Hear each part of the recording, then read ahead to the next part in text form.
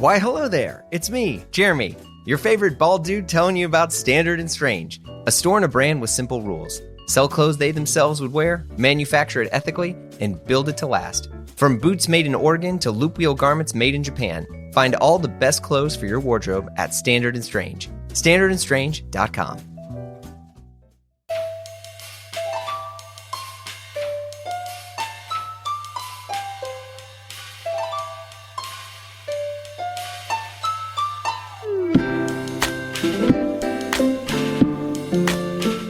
We're back. It's me, your favorite bald dude, Jeremy Kirkland. How you doing? You're listening to Blammo. Okay, first off, I'm in a bit of a mood, but I always like to record these the night before the episode drops. I just sit and I go, but I swear to God, I feel like everyone I know right now is sick, or their kids are sick, or they're all sick together. Also, yours truly is a little bit sick. Well, I'm not that sick, but man, my kids are sick. Jeez Louise. They're bumping around with stuffy noses. Your boy is losing it, I swear. But you know what? I'm an optimistic guy. My weekend wasn't too bad. I'm quite proud of myself.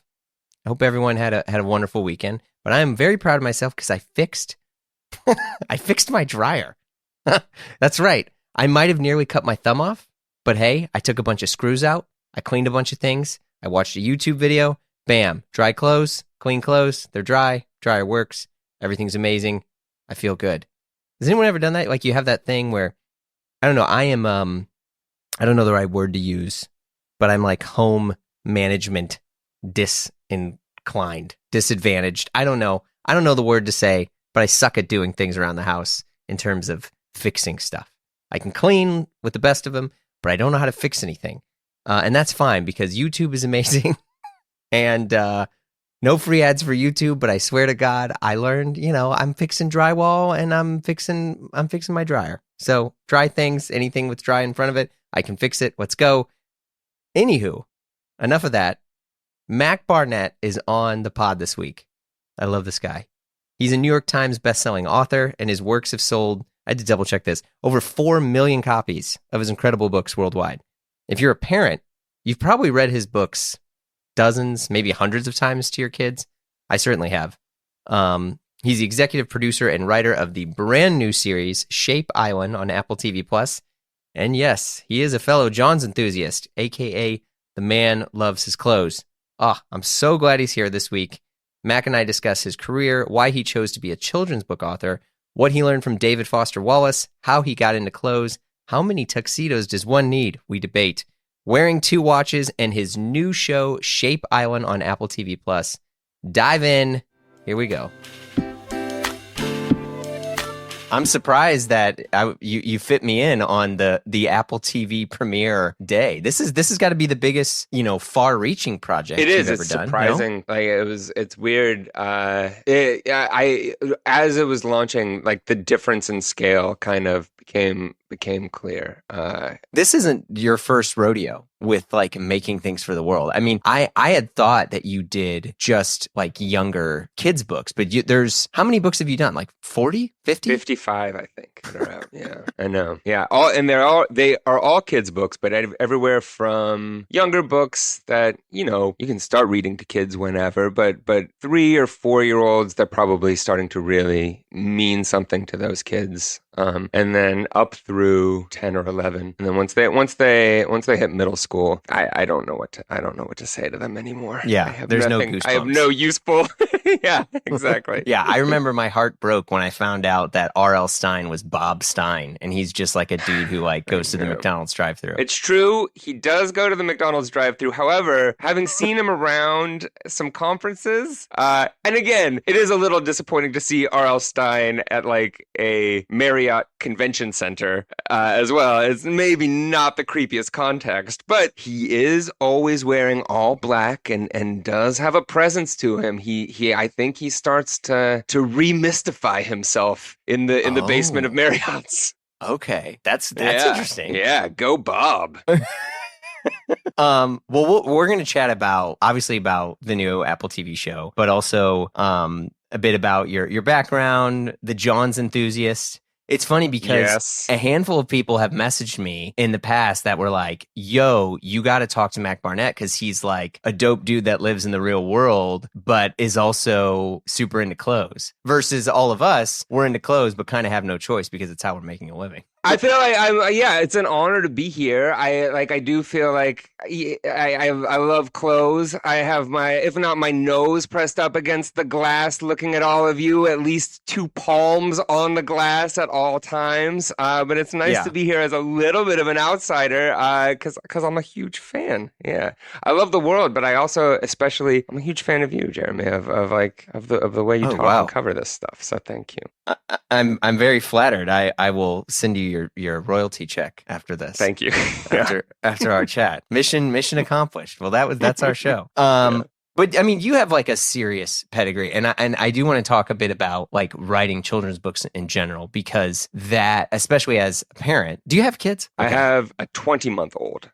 So for most of my career writing kids books, I haven't had kids. Yeah. So okay, wait. So how do you get into kids books without having kids? That might sound somewhat of a lewd question. No. So I always wanted to be a writer from the time I was a little kid, because I just loved books and I loved picture books. And my mom, I grew up, it was just me and my mom, and she didn't have a lot of money for books. Books are expensive. They still are expensive. So she would get all our books at yard sales. And that sort of meant that I grew up with picture books from the 30s, 40s, 50s, 60s, 70s, sort of the previous generation, and the generation before that's picture books.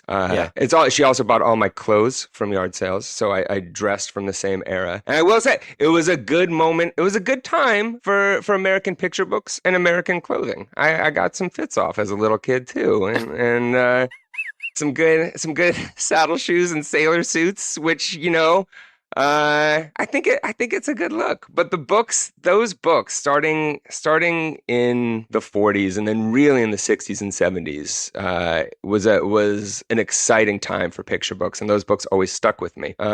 So as I growing up, I knew I wanted to write. I didn't know what kind of writing I wanted to do: journalism, poetry. If you love writing, it takes sometimes a little while to figure out that's only the first step, that you have to connect this skill, this craft of writing, to something else that you care about before it means anything. And all of my jobs were always with kids. And so telling stories to those kids, one day I was like, this is it. This is my audience. This is who I want to write stories for. You had talked about how writing is basically like the first step. And is that just because it's such a somewhat large playing field, and like that there's so many different mediums of writing? Or it's like, in some people, like you read their writing and it's their own therapy, and other stuff there's some sort of what feels like a higher calling or power or something that's coming to it, or what? Yeah, I think that writing, to me, writing without, there's sort of two things. There's the passion for the subject. There's what you're writing about. And then there's the skill of actually writing, of being able to hold an audience's attention. And that can be on the sentence level, on a story level, but it's rhetoric, basically, right? It's taking care of your audience, keeping them interested. But if you don't have something to plug that into, it's like a nice car without an engine. And so even there are people who write in ways, what you're saying, like writing is therapy for them, confessional writing. Some of that stuff is really compelling. If somebody is a good writer, they can plug that into that internal well and write something very compelling. A clumsy piece of confessional writing can be really embarrassing, but a clumsy piece of any kind of writing, even if it's connected to something we care about, it's just going to lie there inert on the page. So you have to get good at both of those things. And yeah, I was always jumping around on the kind of writing I wanted to do, the kind of reading I always loved. Like I love books that are sort of weird, experimental, and kind of require work from me as a reader. Like, what's an example of that? So I think I love experimental fiction. I studied I studied difficult poetry in college. That was like my specialty. I was an English major who studied difficult you poetry. You studied under DF Dubs, right? I did. I think, yeah. David Foster Wallace was taught writing at at Pomona College, where I went to school, and I took a fiction class with him and a nonfiction class. He's a great example of somebody who I think he's a beautiful writer, but he requires work from the reader too. He wants the reader involved in figuring out what a story means. And kids, I think we think of kids as like, oh, well, they're not as smart as we are. They're going to have more trouble. If I don't get a story, then a kid's definitely not going to get a story. But kids' brains are so much more flexible, so much more adaptable. They don't have preconceived notions about how stories work. And also, when kids don't understand something, they don't feel dumb. Adults, if we read something we don't understand, a story that doesn't make sense to us, that has a weird ending that makes us uncomfortable, we'll push that thing aside because it makes us feel like an idiot, right? Like, oh, I don't understand this, and we don't want to think about it, or we blame it. We say like, oh, this is boring or obtuse, or there's too high a wall around it. Kids are walking around constantly not understanding stuff and working really hard to understand them. That is a kid's brain, and that makes them great readers of especially literary fiction that requires work from the reader to understand. And so I think we get it 100% backwards, that we think like, well, I didn't get this, so there's no way my kid would. Actually, your kid may have a way easier time figuring out what that story means than you do as an adult. And that's really exciting. Yeah, I think writing for kids, or anything for children in general, is like a much higher calling, because in a weird way, I mean, you mentioned that like kids aren't bothered by not getting something or whatever. Like, yeah, like I think it's because shame doesn't really exist yet, right? Like that more comes from your parents, totally. Being like, you should have done this by now or whatever. Yeah. There's no shame in children. It's joy at all times. It's beautiful. Even social shame and social stigma. Like we'll be like reading stories out loud to kids in when we go out on book tour, and we'll be like in a gymnasium in Texas, and there'll be 600 kids on the floor, and we'll just be reading them like the Three Billy Goats Gruff. And if a kid gets scared of the troll in that book, like kids will get scared and start sobbing, just weeping in the front row because they're so scared. And there's no shame to those tears. And like the kids next to them are like, cool, yeah, like Sam's crying again, and it's like I would just be looking around, who's looking at me cry, oh no, am I revealing too much of myself? Kids are just existing in this world as just these like emotional beings plugged into these massive brains. It's incredible. So where does that tie in with you and the fact that like you choose the vertical of kids? Because I think for me, when I think of the books that have changed my life, 99% of them are books that I experienced as like an adolescent, Yeah. And some of them are bad books. Like I think The Giver is a effed up book. I think Hatchet is an effed up book. I think most Dr. Seuss is kind of effed up. There's Hatchet. There's Hatchet's amazing. Hatchet is what a book, and that's a Gary Paulson book about the kid. It's Gary for Paulson. Folks who don't know. Yeah, he's in a plane crash, and he basically lives off the land with his little shitty hatchet, and gets food poisoning and finds an airplane, and it's basically like a survival book of a young boy. Sorry, go ahead. No, so it's Gary Paulson is the author, and yeah, it is. It's like it's a survival book / like survivalist book, early survivalist handbook.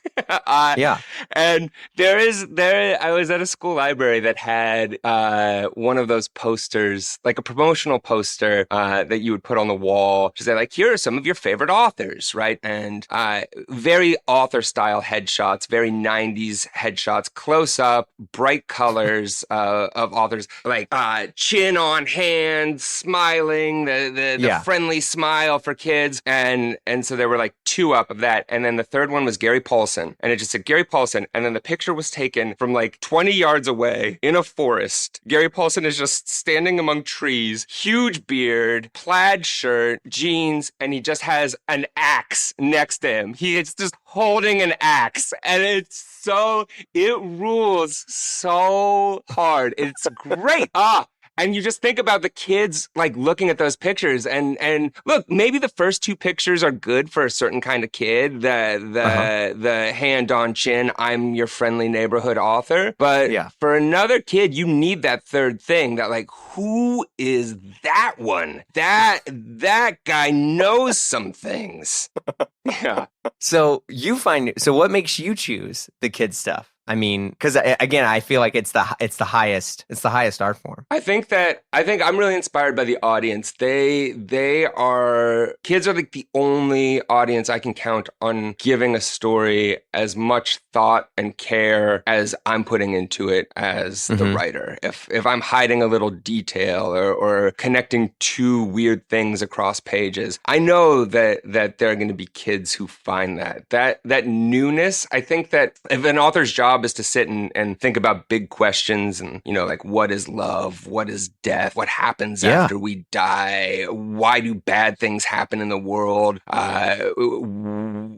Unfairness, justice. These are things that are like of primary consideration for kids too, right? Like if you hang around kids, they're always asking you hard questions about the world. And so I just feel like the job of a writer and the job of a kid are very similar. We just sit there and try to explore these big questions. I just, probably I've always known at least how I like to talk to kids, and I've worked with kids in all kinds of ways. I used to run a nonprofit that taught writing to kids. I was a camp counselor, and that hand-on-chin author photo way was never my way. The sing-songy way, the voice goes up like 10 octaves, and you say like, "What do you want to be when you grow up, Jimmy?" Like that. And I'm sorry, I probably blew out your mic doing my impression of a terrible uncle at Thanksgiving. But that has always, since I was a kid, made me viscerally angry, and I think that the desire to talk to kids in a different way, to make stuff that respects them, that's just really important to me too. Yeah. Did you read books that you felt when you were younger that were like, when you think of like books that you read when you were younger that like, this is something I still revisit now? Like, what would it be? I love the work of Margaret Wise Brown. So she famously wrote Goodnight Moon, but she wrote over 100 books and is just this deeply weird experimental poet who just happened to write her poetry for kids. James Marshall, I don't know if you know his stuff. He did George and Martha, and they're about two hippos. Really funny stuff. He is like the funniest, just the funniest person in picture books, I think. And I just remember like reading those books, my mom reading them to me, and tears rolling down her face as she was reading this thing. She's laughing so hard, and I was also laughing so hard. And that connection of like, oh man, my mom, who is so funny, thinks this book, which was written for me, a kid, she also thinks it's funny. That sense of validation, just like, this is like, we both are laughing at the same jokes. That's a huge deal. Arnold Lobel, the Frog and Toad stuff, that is... Oh, I remember. Yeah. Yeah. There's books that I have two kids, and the reason why also I'm so fascinated by kids' books more than ever is, one, because I've read a lot of books that have been important in my life, but I can't, there a lot of the kids' books that I've read 50 times, 100 times. Like I'm not even kidding, to where there are books that I have memorized, like, the hippos and the belly buttons and like all these things that like I have memorized because I would read them every night to my kids, and also finding enjoyment in it or finding like witty stuff in there. But there's stuff that like I remember reading Baron Steinbeer's books as a kid, and as an adult reading them, I actually think they're really poorly written. They're the most run-on sentence books I've ever read in my life. And like too many words on a page, right? Yeah. Mm-hmm. And that, and then, but like some books, like Mercer Mayer, Little Critter. Yeah. Those books slap. Like we found some older books. Like there's crazy good stuff in there. And then obviously now we're reading a bunch of your books. And the one that my daughter, so she's 5, that she loves to read. And I think there's all these things in there that she's catching that I didn't, is about, I'm forgetting the title, but it's about the little girl who has the never-ending yarn. Extra yarn, yeah.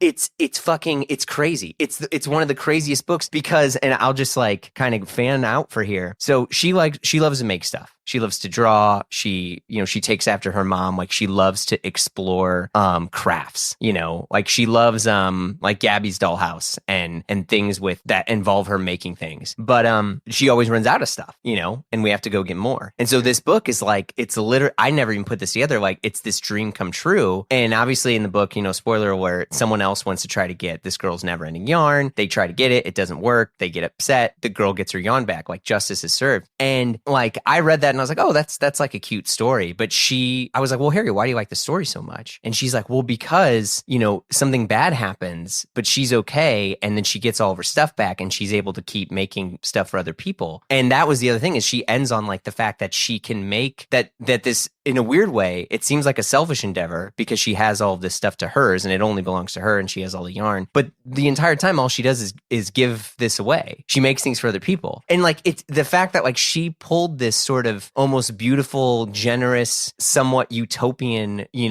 joy out of this story. And also that there's this like sense of justice and forgiveness and all these things in the book. Like I was like, oh my God, I was like, kids' books. I mean, there's just a weight in them that I think is the most underrated way of life. Like, so, I mean, I'm kind of getting a little crazy here, but like, that means a lot to hear. I think that we feel that way too, as people who make them, especially, I've been writing since before I had kids, but just always thought that there was this depth to picture books. And I think picture books are so interesting too for a lot of people. Sorry, what makes a picture book a picture book? Excuse my ignorance. So a picture book would be, no, of course, it's short text, usually about like 32 to 48 pages, and words and pictures on every page. Sometimes they're just only pictures, but Where the Wild Things Are is a picture book. Extra Yarn, which you mentioned, is a picture book, as opposed to a novel where the balance is more toward words. It's just mostly prose. Okay, yeah. So picture books are those books that like typically, if you're a parent, you're going to be reading a picture book or 5 picture books at bedtime. And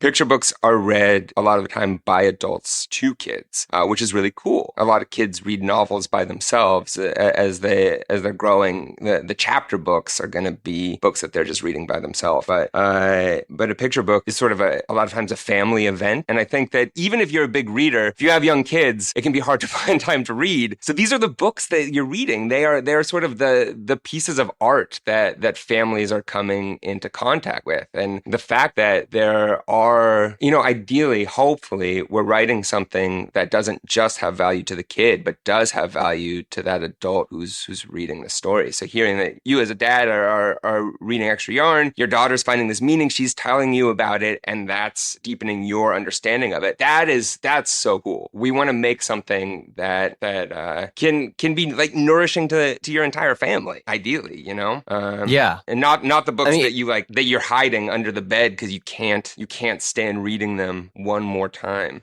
Well, I mean, there are books that so we go to the library all the time, and we live next to, this really great library. There's tons of stuff there.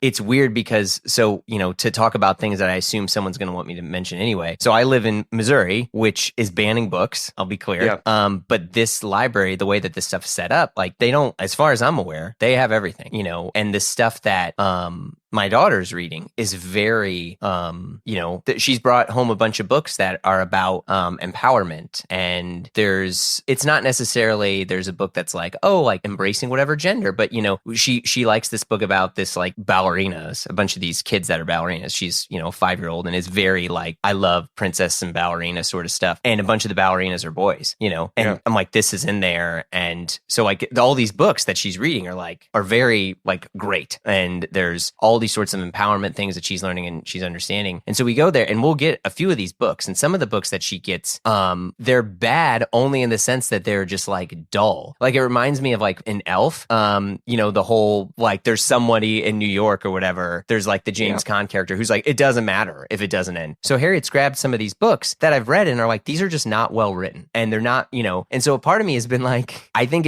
if anyone's going to like ban books or get upset about books, which trust me, I'm all for, but they should just be for books that like aren't written well or look like some sort of like royalty cash, thing where it's, I mean, again, like if I read you the book, you would be like, well, what happens between 3 and 4? It's like someone took pages out. And the crazy thing is my daughter totally picks up on him. She's like, why did they, where's the shoes? How does she fall into the, the closet? All this stuff. Like it's, so I say that in the sense that like, there's just so much work in this. I think you put your finger right on it, which is, I think that, first of all, I think some people do put less work into kids' books because they think they're just for kids. And that to me is the biggest blasphemy. But also there's this central question going back to the start of telling stories to kids.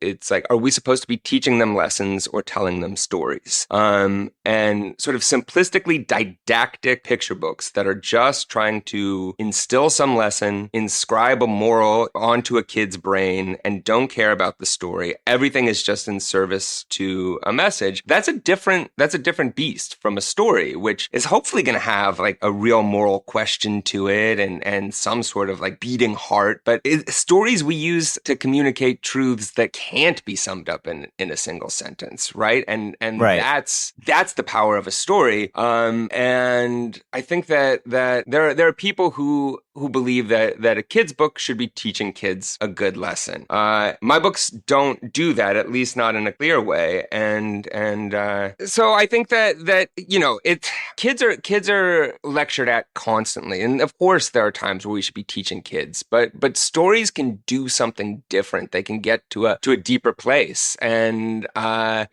think, a lot of people who think that kids' books should just be teaching a lesson think that there's something sort of like morally dubious about a story that doesn't do that, and they don't think that those books should exist. For me, like I think children's literature should have everything that literature for adults does. All kinds of different genres. It should have good books. It should have bad books. But we need to make a place for real storytelling there, because kids need this stuff. Yeah, and I think especially as you get older. I mean older in the sense that like you recognize pain, you recognize like loss, like grief. I think is the most. I think it's by far the most powerful form of I don't know. I mean, I'm watching my man, daughter. And grief can come in real young for kids, right? Yeah. We of course like I think we do have this mammalian instinct that we want to make kids happy and protect them, and of course we do and we should. But the world is hard, and bad things can happen, and sad things can happen, and kids can have all kinds of dark emotions. They can lose people close to them at a very young age, and I think that if you don't recognize that stuff, if you don't put that as part of the mix into books, not every book necessarily, but if you don't have books that acknowledge those darker parts of human life and being a child, then kids can't find that stuff in the books they read. And they're either going to think that there's something wrong with books because this art form doesn't actually reflect their emotional life, or they're even worse, they're going to think that there's something wrong with them for feeling this way because they have all these feelings that are upsetting or worrying or frustrating or shameful. And that sense of shame in your own feelings is going to be enhanced by not finding those feelings in books. Yeah. If everything is just chirpy and sing-songy and happy bunnies, then we're not serving emotional lives of kids, Yeah. Like I'm watching my daughter now. So my dad's health is pretty bad. And he's at a home. He can't really speak anymore. He obviously can't walk. He kind of drools on himself. And, and then she has a relationship with my father-in-law, my wife's father, who is in really good shape, I mean, just totally polar opposite. And, for me, I was always like, well, I don't know how to have this discussion with her to tell her that, Papa is in this sort of shape and how do I do this? And in a weird way, like some of the books like helped me out of some of these parenting things because she's reading things about things that happen or a dog that gets lost or just like a tiny bit of pain and emotional trauma, for lack of a better term. And it's been interesting because, and I'm sure this will hit you too, because like 20 months, which is what you had said, you're boy or girl? 20-month boy. Yeah. Okay. His name is Rafe, Rafe. Oh, hell yeah. Yeah. One of the greatest actors of all time. But there's like a part there that like my kid's personality really came out at 4 and 5. There's the rebellion and the goofiness at like 2 and 3. But now there's a specific choice to how they want to express themselves. And there are things that I'm processing and watching her experience that I can't protect her from. And it's made me really rethink how I do every single aspect of my life. like professionally and how I provide, but more importantly, how I emotionally provide for her, because she's in this changing world. There's all these things. And, from seeing the stuff that she's been witnessing about my dad, and the weird way, she's actually pretty okay with all of it. She's not angry about it. It's just the way it is. And so she doesn't have the anger, the baggage that maybe someone else would have. And I attribute 99% of this stuff to, us trying to have conversations, but us also trying to read other situations of people that have it. Like we read a book about a house and a family where they get a new house and they're upset that they lose the old house, but they can make memories in the new house. And that happened with us when we lived in New York. And she was so upset that we left New York and now we live in this other house, et cetera, et cetera. And so, it's just been really, really, really beautiful for me to watch her experience these things and to now develop her own personality and taste, through basically, like pictures on paper. Yeah, no, that's right. Yeah, I think that's the stuff we want to be, we want to be serving the full emotional life of kids. It's funny you say 4 and 5 too. That was the age. So like when I first worked at a summer camp, I always got stuck with the 4-year-olds because nobody wanted them. Mm-hmm. They were too little. It was a sports summer camp for like 4 to 12-year-olds, and nobody wanted like heavyweights. Is there anything in there? Yeah, no. This was all like affiliated with UC Berkeley professors' kids. So it was intellectual heavyweights is the movie that would be made. Little professor kids, and the 4-year-olds, they can't really play sports, so nobody wanted to be with them. But I also can't play sports. So it was perfect. Welcome I was learning things from the 4-year-olds. They'd say like, okay, now we're gonna learn how to run. And when you're sprinting, you run up on the fronts of your feet. And I had no idea that was how you were supposed to sprint. And like I told my best friend, I was like, did you know when you're sprinting, you run on the fronts of your feet? And he was like, yeah, man, of course. Everybody knows that. Also, like that's why you look so weird when you're running. So it was a very instructive camp experience. But those 4-year-olds, that 4-year-old brain of sort of exactly that, coming online as full personalities, being able to have a conversation about the world, but still being so new to the world too. That's huge. And it was that 4-year-old way of experiencing the world that first made me want to write picture books for kids. Damn. Do you even loop wheel, bro? Do you know what loop wheel garments are? I actually didn't, honestly. I was just like, oh, it's a flex. It's a special kind of cotton. Yeah, kind of. But the folks at Standard and Strange dropped a ton of knowledge bombs and their own incredible loop wheel tee. Made in Japan, of course. But back to loop wheel. It's an antique circular knitting machine that relies on gravity and uses spring bearded needles. Do you get it? Bearded needles? What the heck? Look, all you need to know is it's dope. It's better, and if you want to learn more, visit standardandstrange.com/loop wheel and check out their new loop wheel tees. Trust me, your boy is partial to yellow because, duh, but the tees are fire no matter what color you pick. The fit is spot on, and it's a classic tee that looks like it's from every era ever and fits like a dream. And it's from the folks from Standard and Strange, the shop that helps you own fewer, better things. Run by industry vets who are focused on incredible product from incredible vendors. And look, if that's not your vibe, check out some of their huge offerings of other Japanese denim or boots. But listen, the shirts, fam, the shirts, the loop wheel. So visit standardandstrange.com/loop wheel to learn more.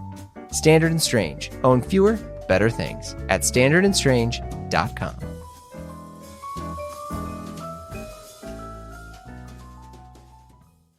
Well, let's jump to the TV stuff, because you've just entered the world of actual TV. Yeah. Which, if we're gonna get all Fred Rogers, like now you're at the highest level here. Yeah. How did this thing happen? So we've made a stop motion cartoon. I want to say John Clausen, an illustrator I work with a lot. He illustrated Extra Yarn, and we've done 6 books together. Yeah, he's an OG. Like, I mean, obviously the Coraline stuff that he was involved in and things like that. Just very beautiful style style. It's his own. Yeah. He is one of the best living illustrators of picture books, and it's something, his work, it plugs into this like long tradition of illustration, but it looks really fresh and like completely of the moment too. And so we made a book called 3 books actually: Triangle, Square, and Circle, and they're just 3 books about these shapes with eyes. That's what characters are. And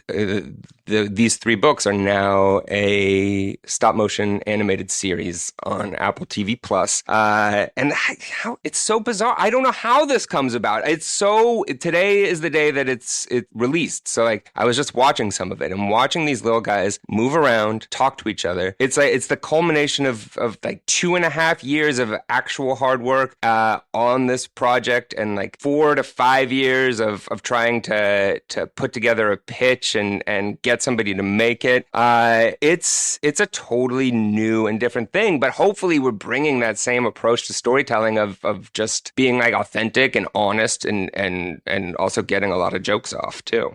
Well, wait, yeah. So, okay, you said 2.5 years? Yeah, I think it was 2.5 years from the time that we started writing scripts and working with Apple on this. And then, production is... I'm sure it takes a long time with stop motion. It takes a long time, yeah, because they're moving all the, it's stop motion. So there's like a little puppet of a pyramid with eyes, and they move the puppet just a fraction of a centimeter and take a photograph, and then do that again and again and again. I think that just the production alone was about 20 months. Jeez Louise. Yeah. And when you're writing this stuff, like, I mean, so I'm a huge Mr. Rogers idiot, buff, goofball, whatever. How much of these things were you writing where you go and you look at and you're like, okay, how do we make this correct for each audience? You probably had a little bit of an advantage given the fact that you've been writing for kids for a long time anyway. I think that there was a big part of like, we just have a muscle from standing in front of kids, telling them stories out loud. You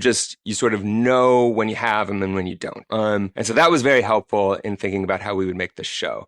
John and I wrote the first 3 scripts together, and then once it was in production, we hired a head writer, Ryan Pequin, who is just like an old hand at cartoons, just a very funny and soulful dude, who brought in a great crew of writers. So those scripts are being generated. We're looking those over, bringing them all into the spirit of the show, but hopefully like just letting writers go wild and express themselves too. We want to give writers the same liberty that we feel like we want as writers. And then casting the thing and doing recording sessions and working with a composer to score these episodes. And then, of course, this building in Burbank where you've got set dressers and prop makers and puppet makers and just all these skilled craftspeople working in miniature to make this thing. And then these animators who are getting these performances out of these little puppets. It's such a massive thing to oversee and sort of plug in and try to be useful at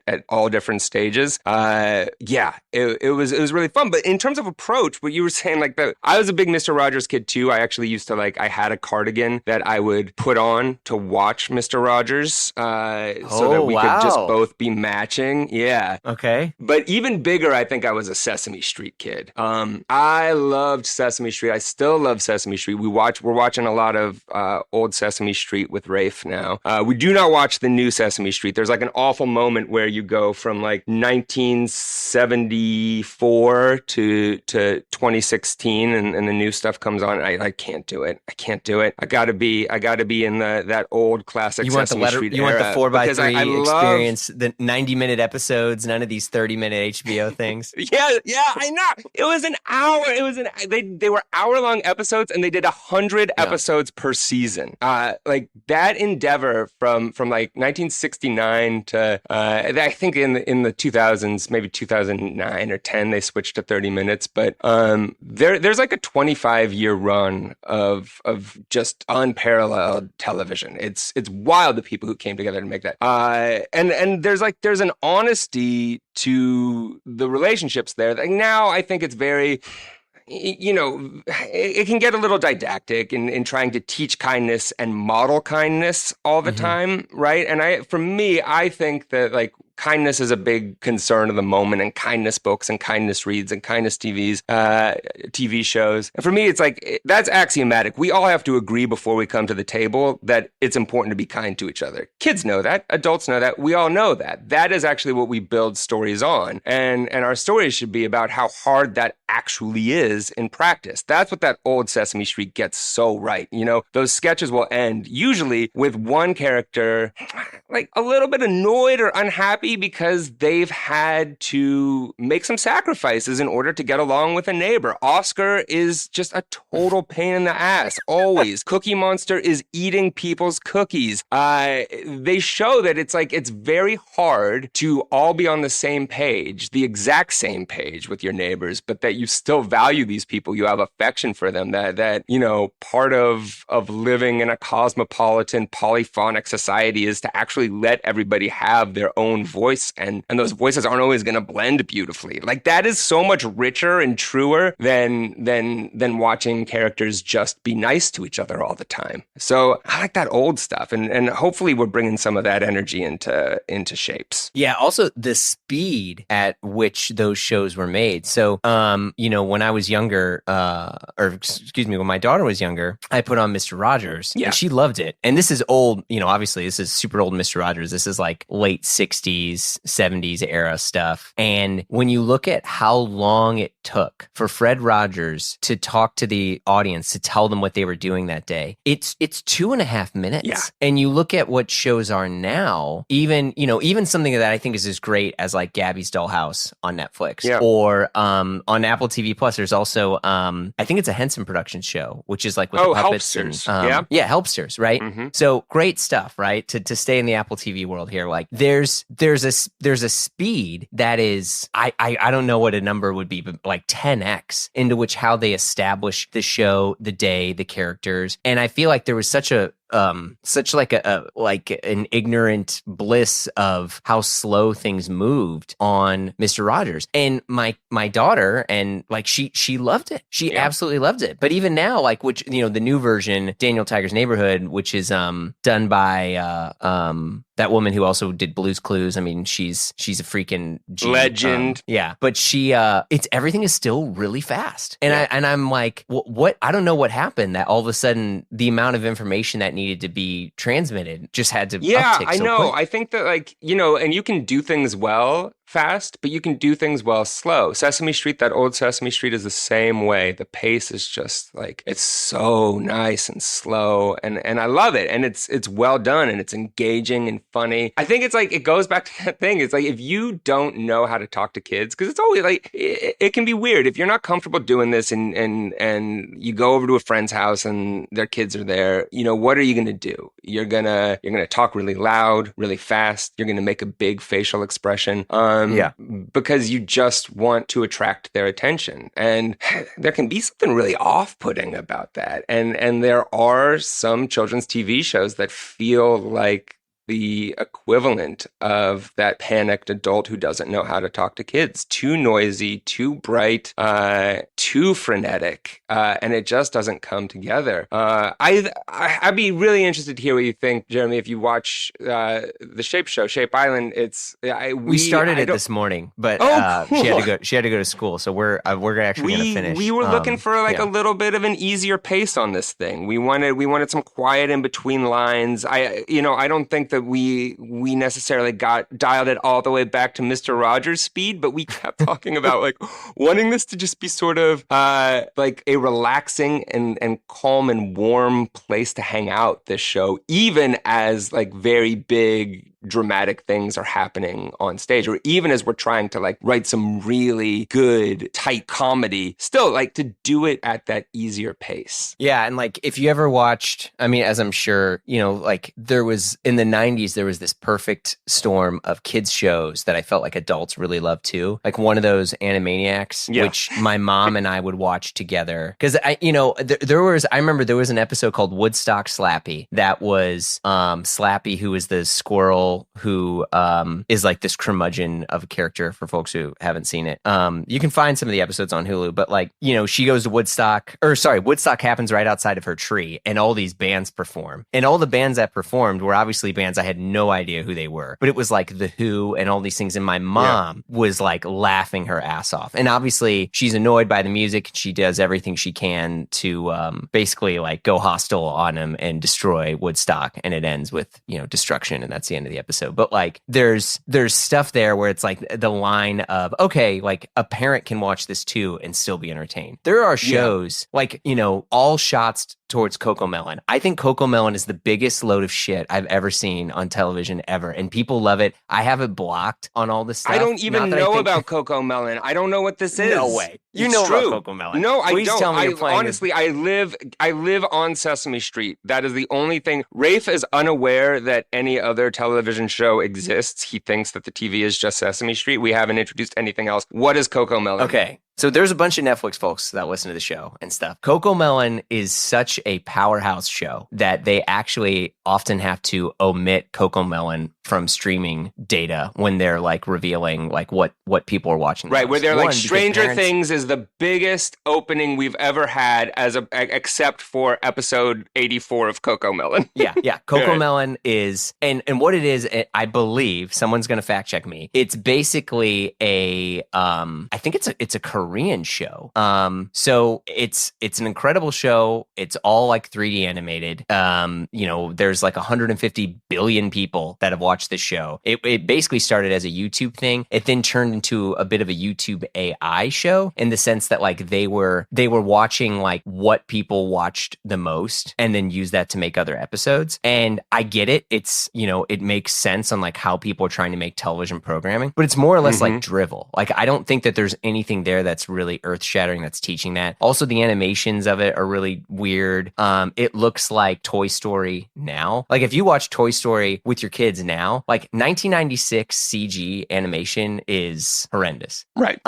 You know, so the visual experience of it is kind of weird. It's subpar. The songs are obviously are all like royalty free. But there's when someone talks about like a diet and it's like a diet and all you're eating is empty calories, like that's basically what Cocomelon is to me. But kids love it. I think it's this weird dopamine thing that's happening there. So Harriet watched a little bit of it, really liked it. I was so, you know, and this is the funny thing. This is like some 90s like conservative Christian parent that's like banning Disney in their home. Yeah. You know, like it's probably harmless. I don't think anything bad is going to happen to Harriet, but because I'm such an elitist punk, I want my kid to watch like good stuff. I blocked Cocomelon from because on Netflix and on some of these profiles, you can block individual shows. This is good. This is like a parenting workshop for me, Jeremy. This is really, I'm getting, you know, I thought I was going to get some good advice some watch advice from you today, maybe. Oh, we're going to talk clothes in a little bit. But actually, I'm learning that I can block individual shows on Netflix, and this is the real knowledge, man. Yeah.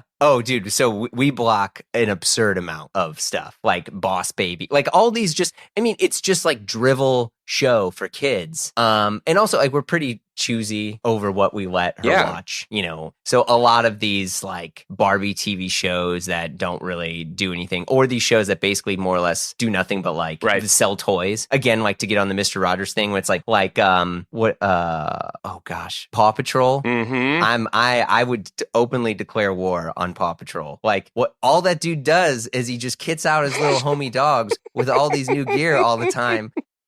Who is bankrolling the Paw Patrol leader? Like I saw. I don't know if you saw this when you were over there. I don't know if you saw this when you were over there, but I saw there was like a big thing that Pitti Uomo had like a dog clothes installation this time for the first time ever. There was like a dog area that was just to kid out your dogs. That's the world Paw Patrol has built. Is what you're saying? Yeah. I didn't see that, but I wouldn't be shocked. I wouldn't be surprised. I do want to talk about clothes. So like when did clothes come into the picture for you? I think that the clothes I wore as a kid and the books I read as a kid, both like early vintage stuff. Shopper was my mom getting those at yard sales. Those clothes have a big attachment to me.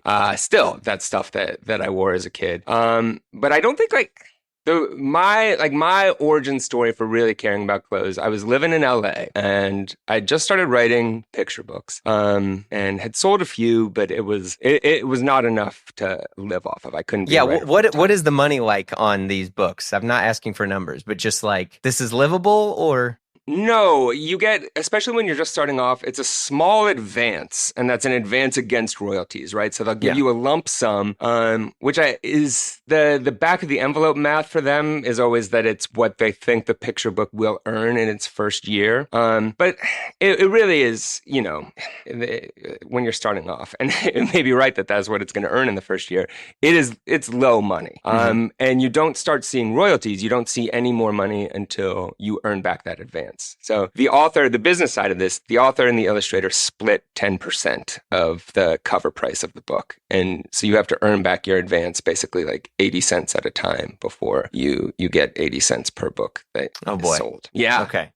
So I was not a full-time author, and I was running a nonprofit in LA called 826 LA, and it's a place that teaches writing to kids, and it's a great center. If anybody's looking for a place to donate their money, 826la.org. Oh, what a good mission! But Are you still involved? I am still involved. Yeah, I'm involved. Actually, it started up here in the Bay Area, 826 Valencia, as sort of like, there's a little publishing company called McSweeney's that was started by a writer named Dave Eggers. I don't know if you know his stuff. Yeah. So that was my first job. I was an intern at McSweeney's and a substitute teacher. That was like straight out of college what I did. I actually went to David Foster Wallace as I was graduating, and I was like, I'm moving back up to the Bay Area. I'm going to live with my mom. I need something cool to do up there that makes me feel like I'm not just back home living with my mom. Yeah. And he was like, you got to work at McSweeney's. There's good stuff going on there. And that he was right. It's an amazing publishing company, and there was a nonprofit attached to it at that point in the same building, where every day kids come after school, get free help with their homework, but also, like, if a kid comes in and is like, I want to make a skateboarding video or publish a poetry chapbook, we just say, yeah, and then we do it. And we have like professional authors and professional book designers, and everything just makes this thing as good as possible. So I was working at 826 LA. I was running 826 LA. I was the executive director of this nonprofit. I was like 23, 24, and I was dating, this is going to get very LA story at this point. I was dating an actress who was invited to the Vanity Fair Oscar party. Yeah, very fancy party, like Graydon Carter days. And I, as a young nonprofit worker, I was freaked out, panicked, all of like my class anxiety activated. And I was like, how am I this is a black tie party. I don't even know what black tie is. I don't know. I was freaked out. I was like, I'm going to embarrass myself at this thing. I really wanted to show up and be in the milieu. I wanted to do it right. And I had no idea how black tie worked. So in a panic, I went to a Barnes & Noble in West LA, and I pulled off the shelf. I went to like the clothing and fashion area, and I got Dressing the Man, Alan Flusser, guest of the pod. I pulled that off. I did not buy it. I couldn't afford it. I sat there with a notebook next to a window, and I took notes from Dressing the Man. And his section on black tie and tuxedos, I got so excited. Like, I could feel my heart rate increasing. It's just like these signifiers, these things that I didn't know had meaning, where he was talking about like why a tuxedo shouldn't have notch lapels, and because that's for business, and this is for dinner, for parties, for leisure, and that you wouldn't wear a watch because it would be rude to imply that you had anywhere else to be that night. All this stuff, the way in which these now you do wear a watch. But like, now do wear a watch? Yeah, well, that stuff is very, like anything else, as I'm sure you're aware. Like, you learn the rules to break them, and et cetera, et cetera. That's right. That's all based in 1930s stuff, too, for the tux stuff. But anyway. And I think that like it was easy. Well, and it's the same thing with writing, right? And that was actually the reveal here is that like it's like this is a language. This is learning a language. This is learning a form. There's like these choices that you're making are communicating something about yourself, your view of the world, every little choice. And even if you're breaking those rules, you're communicating something if you're doing it well by breaking that rule. So I got really excited. And probably, you know, a big part of when you first come into contact with all of these menswear rules, you get way too into it and just too, but I was really excited. I was like, I'm gonna do this. I'm gonna nail this tux. And my girlfriend at the time, I could see she was getting very nervous. I was like, what is this tuxedo project Mac is working on? And I think she thought that I was gonna go way over the top. Now, one of the big ones was like, don't wear like the contempt for like LA black tie was at that time was always like dinner jacket and then a long tie, a long black tie. And like everything was like, you gotta go bow tie. You gotta go bow tie. Yeah. And I was like, I held that close. And then my girlfriend, she was like, I talked to my stylist and okay, so she had a stylist. So she had a stylist, you know, and I know I'm talking to a former stylist right now, Jeremy. Failed stylist, but go ahead. Yeah, well, unfortunately, I got to warn you, the stylist is going to be the villain in this story. Yeah, because most are. You're good. So she was like, I was talking to my stylist, and he actually had, like, I said, like, oh, Mac's putting together a tux. And so he had some advice, and he just thinks that you should wear a long tie. Don't go in this bow tie thing. You're going to look over the top. And it's Vanity Fair. I know, but, like, what did I know? And against what? And you guys still, Jeremy, obviously, I bricked it sounds like fit. You're not together with her anymore. We're not together. We're not together anymore. I bricked the fit. I'm wearing like a shawl collar jacket. It's nice. It's a little a shawl too big. Collar with a long tie. Oh, with a long tie, my man. It is bad. It's bad. Like sometimes I'll see the picture and I'll just say like, that's not what you didn't. Why didn't you should have just you knew to wear a bow tie. But that by the way also. Best strip. That was like the year Peter O'Toole was like up for an Oscar. I think maybe one. Anyway, he was at the party wearing this like beautiful burgundy brocade. The best dressed, like truly, I've never seen anybody wear clothes like that. And I was like, maybe if you listen to your heart, when you're an 80-year-old man sitting on a fountain, you will be able to wear clothes that way. But that sort of unlocked it. It totally reinvigorated my interest in clothes. Like clothes as language, that all the thought that was going into these design decisions, right? I think it felt so close to writing to me that and to expression. I saw the thought that designers were making, that manufacturers were making, and then the way that I could harness that stuff into expressing things about myself when I put this stuff on. It was really cool, and that's where I got into it. Damn. And I have like a compulsive, like I still buy tuxes compulsively now. It's like that's my. Yeah, there's many things to buy compulsively. I never thought I would hear you say a tux. I think it's probably because of that the deep trauma of my origin story that we just revealed. Right? You must redeem. Yeah, never. There's your kid's book. Buying a never-ending amount of tuxes to fix the one time. Maybe we can talk to Alan about dressing for kids. Dressing the man kids edition. Yeah. Oh my God, that'd be hilarious. I'm sure you'd love that. So you get that you are still buying these tuxes, and where's everything else come in now? Because I mean, I've seen you're wearing some Wyeth, you're wearing, what have been the brands that you've been into lately? I love Battenware. Out here in California, a lot of their stuff just connects to the stuff I was talking about that I loved as a kid. Growing up in California in the Bay Area, like corduroy OP shorts. Oh yeah. Rugby shirts that like were not like a preppy statement, but were just what like cool hikers and rock climbers wore. Mm-hmm. All that stuff. Battenware does so well. It's just this connection to what like since I was 5 that I've thought like the coolest guys wore. Battenware is that's a good shout out too, because I mean that's like the the like any other Japanese run brand, they do American style better than any American brand. I mean, he would argue he is an American brand, which he is, but it's like a lot of those, like engineered garments and batonware and all these things that there's a lot of overlap of friendliness there. Totally. Yeah. I think that's right. And I think that EG and all that family, I love that stuff too. Batonware plugs into this West Coast thing, this California thing that I love and feels like an equivalent spirit to some of that. I love Drake's. Those are probably my like two poles, like California surf and skate, and then just full English. Okay. Yeah. And let's see. Tender. I love Tender. Do you know that? Yeah. I love that guy where it's just like, here's a sweater that was made by the breed of sheep that was kept by Queen Elizabeth. I dyed it in a creek with acorns. Yeah. A lot of menswear is also very good storytelling where you're like, 100%. What's the difference between these 10 sweaters? Well, I'm going to tell you. They're all Queen Elizabeth sheep made this one. Yeah.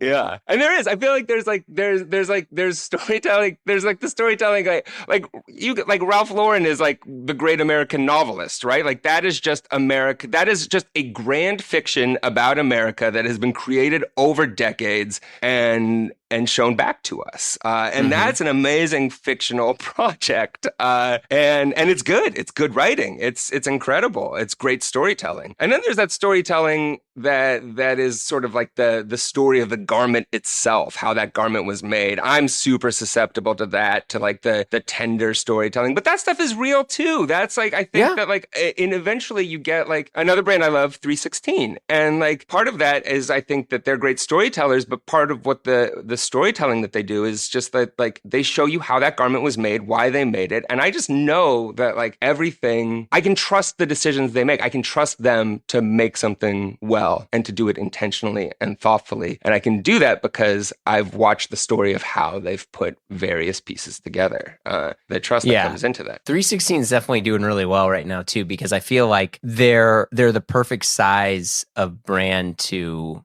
patronize. They obviously they have great product. And Johan and Andrew, those guys know what they're doing. They're enthusiasts. There's passion behind all the stuff that they're making. But I think now more than ever, people don't really want to patronize brands as much as they want to patronize people or the people of the brands. So knowing that you can get some 316 jeans or whatever, and if you have a question, you can reach out to more or less the owner of the company and, or an owner of the company and have a bit of feedback about a bit of dialogue. Like you can't do that at Gucci. Like you can't do that at Dior. You can't, and also a lot of those companies, they're never going to make some sort of video or expose about how their products are made. Not because it's bad. I mean, when you look at like textile development from stuff like a Dior or any LVMH brands, like there's serious knowledge and investment and stuff in there. But it's like for them, the more they tell you, like Ralph is a perfect example of this. Like I doubt you'll ever see how they make their cashmere sweaters. And that's like the staple, the cable knit, right? Because for them, just buying it from Ralph is enough. Yep. And they're so big, that I think people will they get a bit of a pass that everyone's always going to love them, like including myself. But like, the storytelling is building the brand rather than the storytelling of how they built the garment. Exactly. Yeah. You said it much more succinctly. Yeah. So, I mean, that's people love these kind of like, I'm not belittling any of these brands, but these kind of like medium sized or smaller brands, like Peter at Wythe is a perfect example where if you email, he's probably going to see it and he's, making stuff. And I feel like people also, they really want to directly support those brands, and there's this like new desire for empathy across the board with everything. And I don't know if it's a COVID thing or what, but just like knowing that your purchase is actually helping them and you're getting from that too. And it's a much more limited product. It ticks every box. I wonder if that is a COVID thing, because we saw a similar thing with independent bookstores too, where independent bookstores had a hard. I'm done with Amazon. I'm all bookshop. Yeah, you've got some great. You're in St. Louis. Yeah.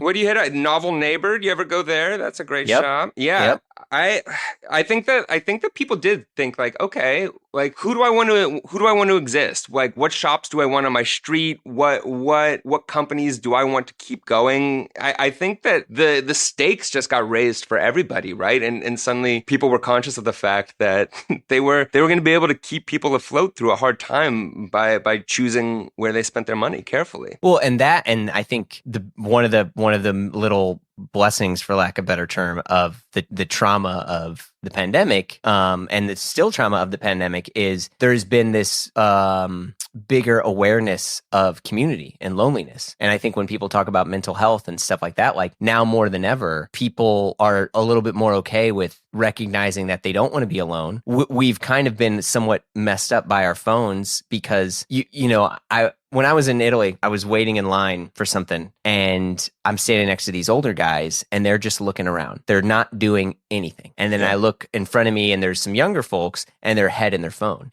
And even myself, I was like, well, I have 45 seconds while I wait in line to board this airplane. I bet I should just go on my phone and go on Instagram.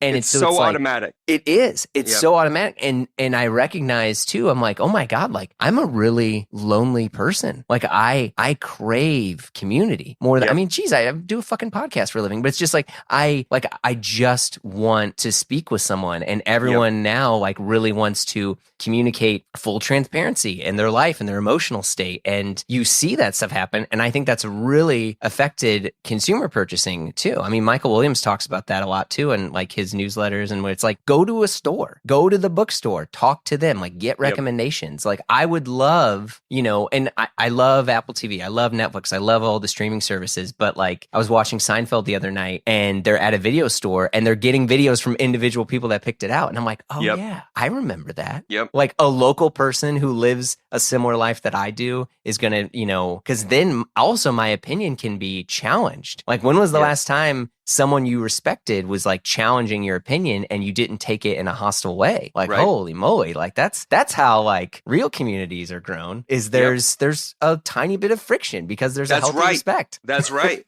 Yeah, no, that's it. No, that's exactly, I mean, that's exactly what I was trying to get to with like Sesame Street and this kids writing, is exactly that, acknowledging that friction, that not painting this as it's so easy to get along together, that like disagreement, conflict, tension, friction, that is the way of society. It's how it has to work if we're all going to be ourselves. Oh yeah, and also I think that's the thing too. There are people, their natural personalities are probably going to make others bristle. And I think in some cases, especially from, have going through my fair share of therapy, a lot of times some people will lean on that by saying, well, this is who I am. Oh, sorry, I'm just the loud, rambunctious dude. I'm sorry if I tell it how it is.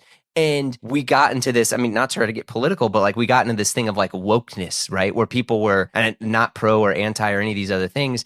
But it's like you just say this is who you are and you expect people to adapt to you. But what you recognize is real community and real relationships are formed by the compromise of yours and their personality for a harmonious relationship. Like that's what happens. Great that you're a rambunctious asshole, but you learn how to adjust your personality to have a healthy relationship with an individual who might bristle at your, whatever your absurdities and obscenities are, right? Yeah. Like, how do we accommodate each other? Yeah. How do we compromise? How do we accommodate each other? How do we live in that moment of discomfort? That's right. Yeah. Versus now it's like, I say how it is and that's who I am. Or I hide all of who this is because I don't want, I don't want to offend anyone. Where it's like, no, we can all exist. And like, maybe you just chew really loud. Maybe that's a part of your personality. Yeah. How do we adjust the fact that you chew really loud so that everyone wants to eat with you still? Like what, like that's okay. That's totally okay.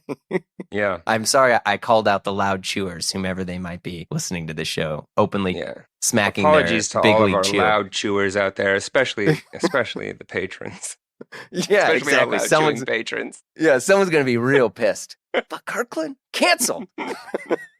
But that's great. So okay, so you're in all those other brands. What I'm sure you got the Apple TV check. What was the game changer? What have you? Are you jumping into a watch? Are you? It's so funny you upgrading said the house? Okay, so this is Jeremy. I got to talk to you about this because it was. So John and I talked about when when we first thought that we had sold the show, and it turns out that at that point we were overestimating our chances of selling the show. We took ourselves out to like a steakhouse in Midtown Manhattan, and we were like, let's have lunch here. This is our new life. Yeah. Wow. This is it now. It's all steakhouses in Midtown from here on out. And we said, we have to get some watches. We're to celebrate. That was what we're going to do. That was like, it was another 6 years before we even sold the show. So we were way premature on that. But we've been talking about it a little bit. Now, here's my problem. So Jeremy, check this out.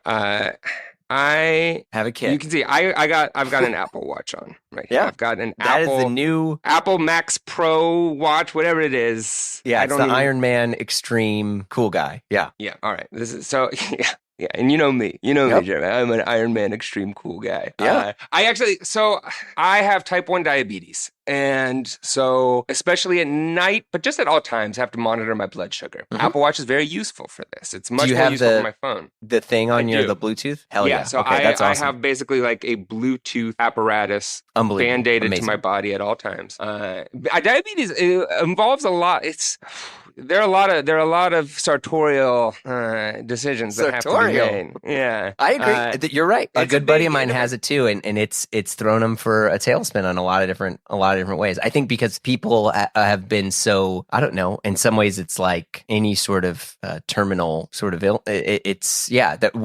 good stories and the bad stories, and I think people it's almost too household name that people forget about. Actually, I think that's right. I think that your mind goes to all of the catastrophic stuff, but actually what the experience is, it's just like a lot of chronic inconveniences. So like for me, I always need to have access to my belly in order to give myself a shot. So that affects like what I'm wearing and how I'm wearing it. I've got this thing that is with adhesive on my arm, and I always have to be careful about I wear looser fitting clothes probably now than I used to, which is not a bad thing. Sure. Well, you look like you're healthy and in good shape. So yeah. No, thank you so much. If our podcast listeners don't know what a specimen I am, so I appreciate you putting that out there, Jeremy. The other thing is like you always got to know what your blood sugar is, and you don't want it to go too high or too low. And this Bluetooth thing talks to my phone, but if my phone buzzes in my pocket, I might not feel it. And also, if I go check my blood sugar on my phone, just like you in line, well, now I'm on Instagram. Now I'm in my email. Yep. Now I'm on my phone. So the watch has been a blessing in that sense because it just is like, it just buzzes. I know what my blood sugar is. I can eat some gummy bears or give myself a shot. But it's probably not the watch that I would wear if you go to the I had my druthers. But I do have to wear it now. Jeremy, double wristing with an Apple Watch. Get the opinion. I want it right now. I want to know. I'm all for double wristing. I think it's totally fine. Yeah. I think, most of the time that people are buying a watch, I think it's fair to admit that you're buying this as an achievement, as a status symbol. It's no different than a car or a piece of jewelry or any item that you want to purchase to commemorate something. Yeah.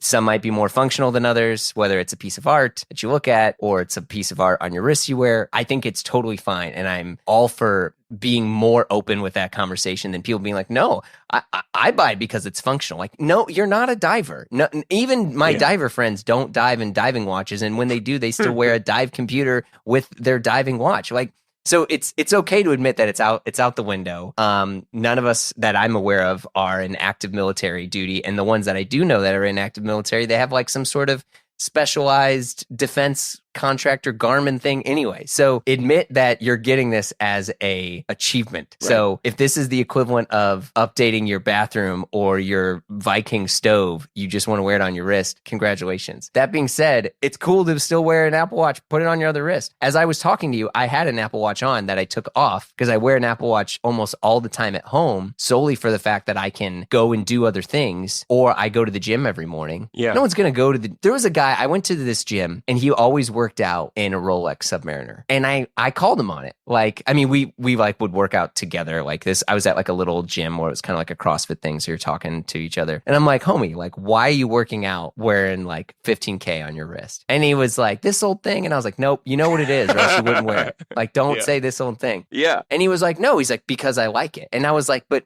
also, here's the thing. If you're lifting weights, if you're doing any sort of like real physical activity, the size of your wrist is being altered throughout the entire experience. Like I was lifting earlier and it's, you know, I'm not like flexing hard, but like you can feel your wrist. So you can't so there's no point in wearing a fucking Rolex or anything like that while you're working out. And I think it's so dumb that people do it. Yeah. This is all a very long rant to say, if you want 2 watches, get 2 watches. I came here for the rant. This is. But you have the biggest of big Apple Watches. I do have the biggest of big. I know. I had a little guy. I had a little guy, and then I got like the Blade Runner. Do you do the edition. action stuff? Yeah. I don't do any action stuff. No, I walk my dog. So what inspired? I have a New Year's resolution to do yoga. I've been to 3 yoga sessions. Welcome. That's go for Iyengar. I think that the divine light in me acknowledges the divine light in you. Thanks. Namaste. Yeah. Yeah. Sure. Yeah. But I do the design factor. I have to say, I like this. It does look like some sort of like Blade Runner computer to me, and that's fine. Then it's in the watch face I'm putting up now too is like having this sort of that's like, a big boy. Yeah, like I put like a DOS green background on it, so it just feels like I feel like it's like a watch that was sent back in time to 1985 so that somebody could save the future. That's what I fitted this one out like. I would agree. I mean, it could be easily something from Minority Report, which is always the most futuristic movie anyone can reference. Absolutely. The Apple Watch Ultra, the one that you're wearing, like I think it's a great watch. The display is incredible. They're awesome. But yeah, throw that on your other wrist and then get, I don't know what sort of, I don't know if you got a multi-season deal or what you have. Not yet. But if our listeners out there just put it on and leave the room. And maybe we'll get that multi-season deal. Yeah, there you go. I mean, I think you should. I tell everyone like have a budget of what you want to spend, and then go from there. Yeah. Otherwise, you can, if you're especially someone who likes clothes, you can just talk yourself up to it. A friend of mine was like, I want to get a watch, and I was like, okay. And his first watch that he got was like basically close to 50 grand a Lange, which I think is like a beautiful watch, but I think it is like the least. If you're getting your first nice watch, to get he got a 50K, Lange, beautiful honey gold watch. I mean, it is just overkill. Like, get a car. Yeah, that's not going to be us. Yeah, for sure. Yeah. But like, I think a Tudor Black Bay, I mean, which I tell everyone, I think that's probably the easiest watch that you could wear. You could also like you could get robbed. God forbid, you could, all those things, they're totally fine. Yeah. They're pretty easy to get. I mean, I think Grand Seiko is really, really great. I mean, I talk about them all the time, but some people are like, nope, this is my first watch. I want to tell more people in the room that this is a nicer watch. Unless you go to a watch hand, sorry, Grand Seiko homies, like it's a different sort of thing. And Omega Speedmaster. Yeah, when we're talking about what you're communicating, it's good. I love Seikos too. I know John also does. Yeah. Yeah. But I mean, Tudor Black Bay. This is good. I'm taking notes. Yeah, I mean, I think a Tudor Black Bay is really good. I literally have one here. I'd get this one. This is the Black Bay that actually has a blue dial. Oh, that's beautiful. It's probably not going to look I can send you pictures later. But yeah, like this is, I mean, it's a super great watch and it's small enough. I think this is like, the 58 is nice and small. Otherwise you get the larger one in there. But like the profile is pretty nice on your wrist. But like the best thing is like go to a place and try them on. Like that's what I tell everyone. It's like, if you're going to get into clothes, You're going to go and try on a bunch of different stuff to find out what you like. You know, for some people, like they're like, I want a Rolex Submariner. Like the new Submariner is, I think it's like 41. It is big. The bracelet is big. Mm-hmm. The height of it is big. I don't know how big you are or like what your wrist size is, but like if you are about a 7-inch wrist, a 40 plus millimeter watch on a 7-inch wrist is large. It takes a lot of space and you might hate it. So like, is the sub even worth it? Some people want to get vintage. I never recommend buying vintage for your first watch. I think that's probably not the best idea because that's so interesting. Yeah, why not? Because you're going to live in it. Yeah. And if you're going to get real vintage, like nice vintage, you're going to have to be, it can't be the watch you wear 24/7. Right. It just can't. Yep. Because like a good vintage watch, the dealer might say, hey, you can swim in this. You probably can't. Right. Even though it's serviced and some of those things, you know, and someone's going to DM me and be like, well, I have a sub from the 70s that I swim. Great. Okay. But like when you look at the value that you're investing and all these other things that you want to get out of it. And also if it's your first watch, I think there is some truth to it. Like you want you to be the first person that has it, right? Yep. Like that's the whole point. If we're going to turn these into fake mementos and fake, you know, memories or Ebenezer's or whatever we want to call them, right? Like knowing that some potential moron had it before you, he, she, they, whomever. Yep. I don't want some bad vibes on my wrist. Yeah.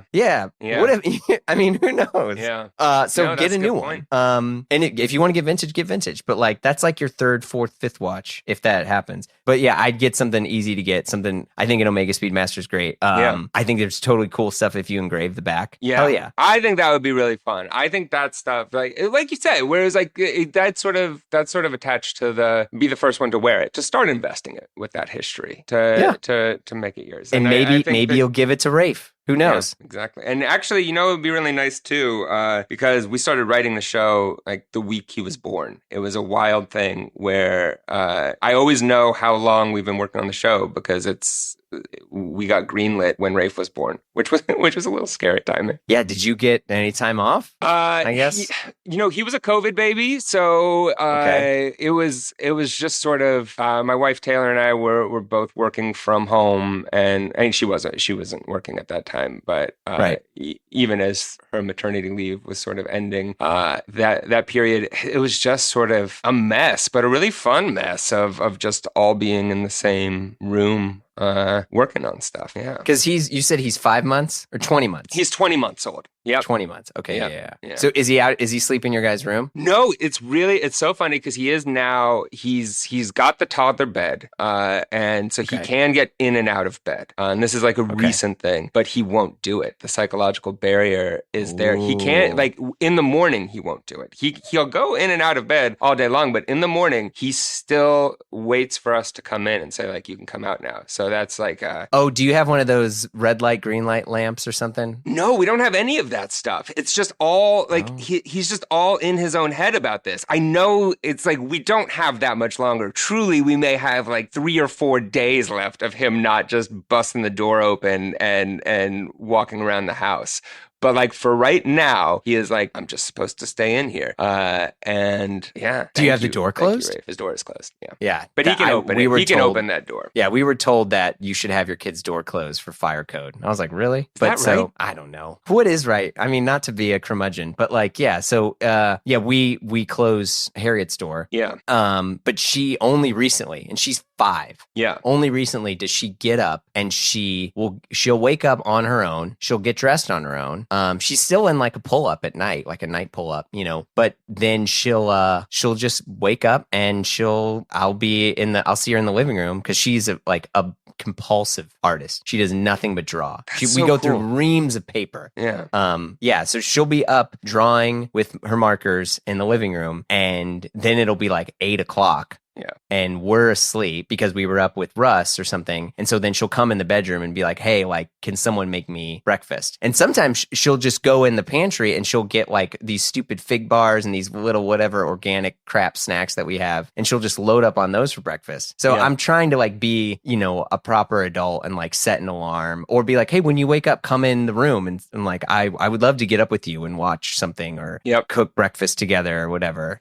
So I take the responsibility. But But yeah, she's just like, I'm just gonna go do my thing, Dad. Yeah, it's interesting. Yeah, that is cool. That was like I remember I was like I did not like to wake up early, but on Saturday mornings I would wake up really early to watch cartoons. Like that was the only because I was like that was when the good stuff was on. We couldn't stream it, right? Like it was like the good. So that like waking up at like 6:30 or 7, being up alone, like bringing blanket down, making my own cereal. Like the world is so magical then. Like I'm the only one awake in this house. I made breakfast. That's the Montessori stuff though too. It's like they all probably tell you, not like, then hey, taking your breakfast to watch Ninja Turtles is probably at that point the Montessori method has been exploded. Yeah, it ends as Shredder is going nuts and all the corporal punishment is happening on TV. Yes. Yeah, that's I agree. It's probably not in there with your sugar loaded cereal. As a fact, it was Lucky Charms, and I was not eating the non-marshmallows. Oh yeah, Marbits. Only one place. One place in Marbits for the whole world. Thanks to my father-in-law. There you go. Yeah. Oh man, Lucky Charms, Cinnamon Toast Crunch, Captain Crunch tearing up the roof of your mouth. Those were the days. This is diabetic walk through memory lane right here.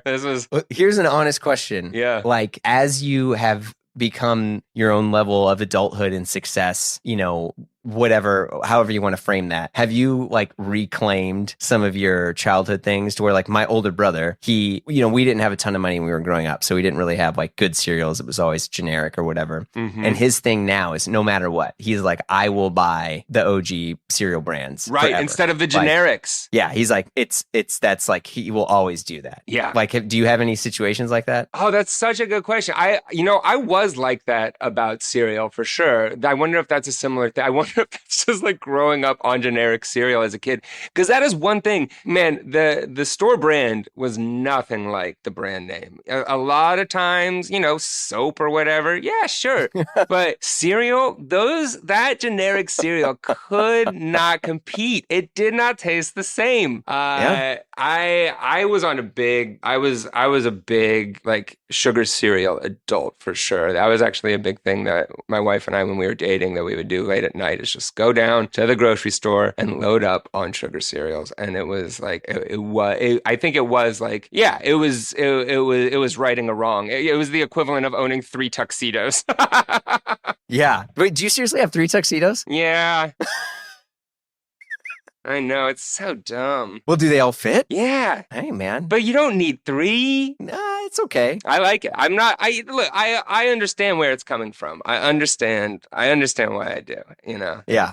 Well, and now you know. So what, are they 3 of the same, or do you have like a shawl, a one button peak? They're different. Yep. Mm-hmm. Okay. Yeah. Okay. I have a midnight blue shawl collar Isaiah wow. guy. Right. Then I've got like a just a vintage 1960s mohair guy that I got in a shop in Atlanta. Wow. And then another one that's sort of like sort of a mesh jacket kind of thing, like high up here and no tails. And that's the third guy. It's all no vent, I assume. No vent. Yeah, you're right. No vent. Yeah.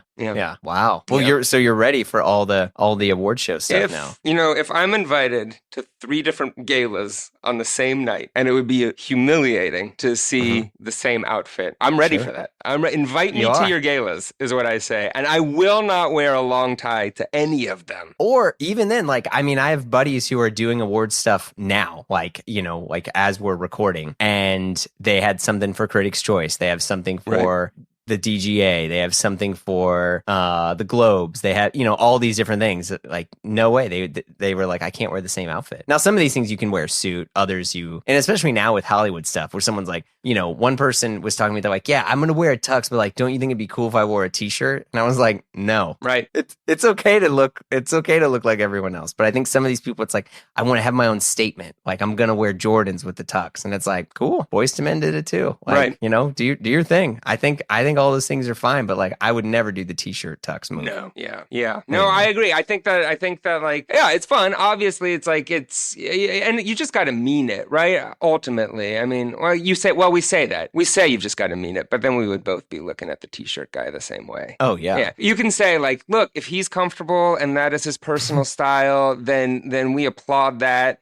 But we would really be like, I don't know about that t-shirt. Yeah. Shoes are one thing. I think Yes. that's totally fine when people change up the shoes. But yeah, the t-shirt. And even say somehow in the future, I'm at an award show and Tom Cruise is there. Yeah. Big TC. I He's love like, hey, this. Jaron, I what's love going this on? hypothetical. I'm on Mission Impossible 36. Yes. And he rolls up and he's in his tux and he's in a t-shirt tux. Yeah. I would say like, okay, but I probably still in the back of my head would be like, but you're Tom Cruise. Right. You're trying to carry the torch for the, whatever Hollywood. He's old carrying guard Hollywood on his back. Yeah. Top Gun, all this stuff. Top Gun saved movies. Yeah. Top Gun was so good though. I did love Top Gun. Top Gun, I like Top Gun, but I also, there was a few parts that maybe my emotional maturity wasn't as strong that I laughed at like dramatic moments. That I was like, laughed seriously? at dramatic moments, especially at the opening. But like I felt like the laughs I was having, like the writer would have been like, yeah, it is fun. Like I had this like that opening where they're like, okay, check it out. TC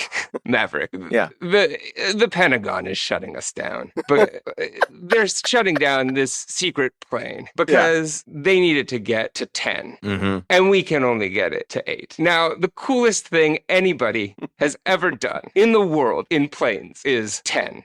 In fact, nobody's ever done 10 before. And you're like, it's just the number 10. They just chose the number 10. It's so brilliant. It's so good. And then as he's strapping in, his best friend is like, listen, when you get up, if you make it to 10, don't take it to 10.3. And certainly don't take it to 10.4. Yeah. It's perfect. I was laughing so hard, but I was also like, this is good. This is good. Yeah. I mean, it's literally like an 8-year-old's winning, like, tell us how you win the game. Yeah. Well, here's how I won the game. They said I couldn't, and they didn't believe me. Yeah. And I tried. And I tried my and it hardest. was hard, but I won.